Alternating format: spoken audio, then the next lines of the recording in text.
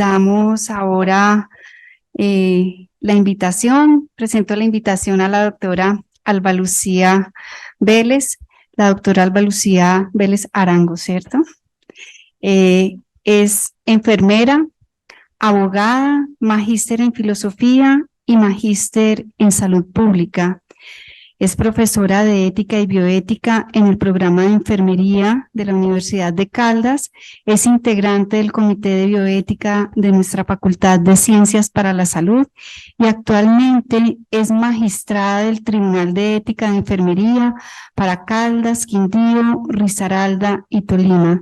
Un agradecimiento muy especial a Alba Lucía por aceptar esta invitación. Bienvenida. Es para mí pues muy honroso estar aquí con ustedes. Me han parecido muy interesantes las ponencias y realmente es un tema que cobra una mayor relevancia en estas épocas. Como a manera de cierre, la última presentación, yo he considerado importante este desarrollo temático.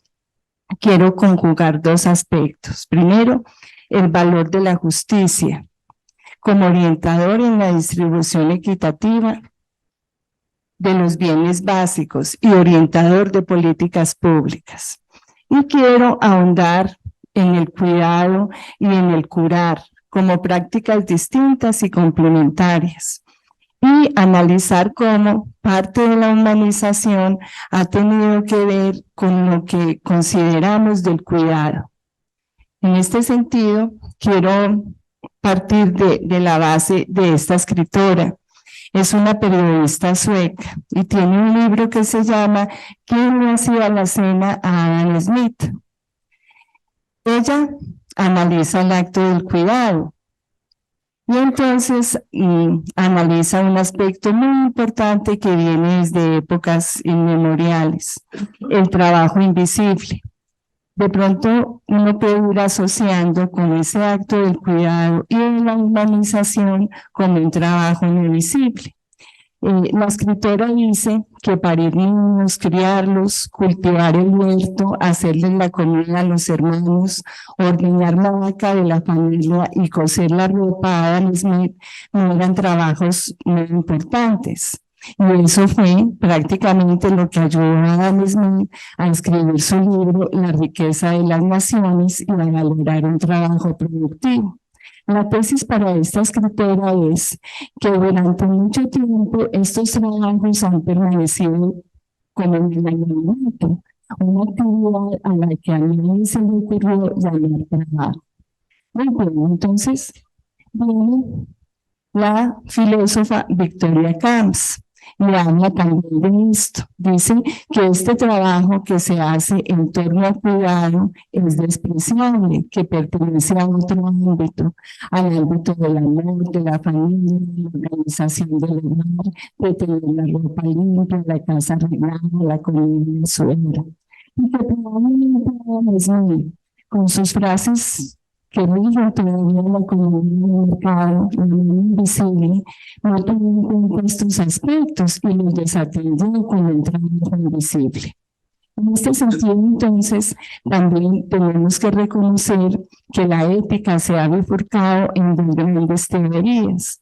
La ética utilitarista, que es fundamental en la justicia, ese sujeto al que Amartya Sen le un sujeto como agente, un sujeto autónomo, un sujeto que potencializa, un sujeto que es artífice de su propio destino. Y eso es lo que en términos de Kant llamaríamos el sujeto universal trascendente. A esto así lo llama Kant. Pero por el otro lado tenemos la ética del cuidado, una ética que gira en torno a un nivel fundamental de la moral, pero que también no tiene en cuenta lo que es la ética utilitarista, el sujeto autónomo, pero en la ética del cuidado se nos va olvidando que somos personas vulnerables, que somos personas que necesitamos de todos y que tenemos que probablemente necesitar mucho cuidado. Muy bien, esa ética del cuidado entonces nos parte de la vulnerabilidad de los seres humanos. Como nos dice Nussbaum, todos necesitamos asistencia y cuidado durante toda nuestra vida Muchos durante toda la parte de la vida desde que nacen, por ejemplo, el caso de las personas con discapacidades. Entonces se nos presentan dos visiones alternativas y que si serán excluyentes es la pregunta. ¿Cuál debe ser el lugar de la justicia y el cuidado en la construcción de una sociedad moralmente más aceptable que la que conocemos? Muy bien. Entonces, en este sentido, seguimos con la comunicación económica. Al aspecto económico, entonces es muy importante la provisión de pan para los suyos y para sí mismo. Pero también en el desarrollo moral de Colbert, él conceptuaba que de pronto los niños y los hombres tenían más aspectos hacia la justicia y que de pronto las niñas no tenían ese aspecto porque estaban más en el ámbito del cuidado y del entorno. Pero la misma Carol Gilligan me hace caer en cuenta, Colbert, que probablemente no es que las niñas no tengan un concepto de justicia, sino que deben ser complementarias las dos cosas, el cuidado con el valor importante de la justicia. Muy bien, justicia y cuidado. Entonces aquí nos encontramos en el derecho a la salud. Ese derecho a la salud hace parte de un componente muy importante de las políticas públicas y connota dos aspectos. La parte del cuidado y la parte de la curación. Entonces, la curación ha estado necesariamente en el ámbito de los profesionales de la salud, pero la parte del cuidado, además de los profesionales de la salud, pues es un ámbito también de todos los seres humanos. Muy bien. En esa concepción de bienes económicos seguimos pensando en ese sujeto autónomo, en ese sujeto como su potencialidad y su capacidad de hacer artífice de su destino. Pero eso nos olvida que también es un sujeto vulnerable, que necesita apoyo, que necesita cuidado y que necesita una protección por parte del Estado. Como que todos tenemos una visión de ese sujeto capaz de proveer todo, capaz de no presentar sus emociones, pero realmente la realidad es que somos muy, muy vulnerables. Entonces, eso sería una concepción reduccionista, porque no se tuvieron en cuenta rasgos del ser humano, que son rasgos que se atribuyen a toda la humanidad, es decir, lo que se tiene de vulnerable, material y corporal. Eso es un aspecto muy importante que influye también en la priorización de las personas. Nos encontramos aquí entonces en aspectos como que al nacer el ser humano no puede valerse por sí mismo, sigue necesitando a los otros, depende de sus cuidados, es esencial cuando enferma y envejece. El cuidado entonces es un interés de la sociedad política y es esencial en su concepto de bien común. Entonces, ¿qué importa? Nos dice Victoria Camps. No importa solamente el valor de la maternidad y el yugo que finalmente ha oprimido. Es necesario defenderlo, divulgarlo y exigir que se universalice. Entonces, nos vemos aquí entre los campos, entre justicia y cuidado, y entre patriarcado y democracia. Pero la realidad es que una democracia sin cuidado no es justa y sigue siendo patriarcal. O sea, que tanto en el aspecto de la autonomía del ser humano como en su necesidad de cuidado y de asistencia, hay un valor que incluye la ciudadanía y hay un valor de moralidad y de justicia. Muy bien. Entonces, en esta ética del cuidado nos preguntamos, en vez de suponer que somos seres autónomos capaces de introducir una mayor racionalidad en el mundo, ¿por qué también podemos aceptar que somos seres indefensos, que necesitamos cuidado, que necesitamos atención y que en efecto somos vulnerables?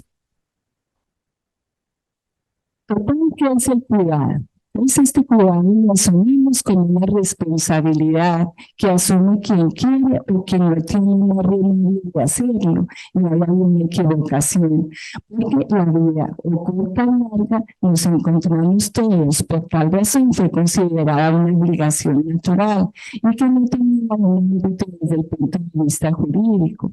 Entonces, el cuidado de pronto y ese concepto de humanización de pronto lo asimilamos como algo que es opcional y no debería ser así.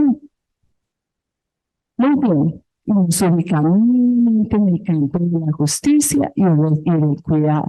El debate sobre el lugar de la justicia y el cuidado no debe ser solamente un debate académico y conceptual. Hay una renuncia atendiendo a lo conseguido hasta ahora por las éticas de la justicia y lo no conseguido por ellas precisamente porque les falta el cuidado. Entonces, ¿cuál es el reto? El reto es cómo podemos superar esta concepción centrada en lo biológico, en la medicina desde el punto de vista biológico asistencialista, en el cuerpo humano, en la visión de la máquina corpórea, y cómo ser capaces de entender, además de esa visión biologista, que sin duda es muy importante, la fragilidad, la parte de necesidad de cuidado. Es necesario entonces rescatar el aspecto humano, la esencia de una vida auténticamente humana, característica de la especie. Y precisamente una de las características de la especie que nos ubica es la mortalidad. Todos tenemos ese fin indefectible. Entonces, una reflexión hacia el rescate de lo humano, de los valores de la empatía y de la solidaridad. Entonces, en este concepto de tratar de unir el componente de justicia con el componente de cuidado, que ambos hacen parte de una sociedad democrática y de una sociedad que tenga plataformas morales y éticas, yo quisiera concluir en estos aspectos. Primero, carece de sentido discutir sobre cuál de los dos es más importante para fundar una moralidad como sociedad. Segundo, el cuidado humaniza una concepción de justicia. La ética del cuidado nos ha obligado a revisar la separación de lo público y lo privado. Normalmente el cuidado está como en el ámbito de lo privado y la justicia en el ámbito de lo público. Entonces ahí también puede haber un componente muy importante de análisis académico, filosófico, económico, que nos permita entender que los dos componentes son realmente importantes para el ser humano y para una sociedad en términos que privilegie la ética. Tercero, es equivocada la idea de mantener solo la justicia como espacio del ámbito público, mientras que el cuidado siga estando en el ámbito privado. Cuidado más allá de la justicia es un reto, justicia ética de mínimos y cuidado ético de máximos. Y finalmente, el cuidado debe como un deber universal, debe ser accesible a cuanto lo soliciten justamente y no puede ser visto solo como una responsabilidad privada. Hay entonces una esencia muy importante de cómo desde el punto de vista de la atención en salud nosotros deberíamos rescatar en nuestros espacios académicos y en nuestras prácticas profesionales lo que los conferencistas que me han antecedido con toda la humildad han destacado. Miremos al paciente. Entendamos su cuidado, comprendamos sus reflexiones, porque mientras sigamos gravitando en este enfoque que es muy importante, el biomédico asistencialista, pero viendo al hombre desde la máquina corporal, se nos olvida algo que la Corte Constitucional ha dicho en una forma persistente, y lo dijo cuando tomó en la parte de la pensión, del derecho a una pensión como mínimo vital. Decía, el ser humano es una unidad indescindible de cuerpo, alma y espíritu. No lo podemos mirar separado. La humanización y el cuidado son parte de esa visión corpórea integral del ser humano. Muchas gracias.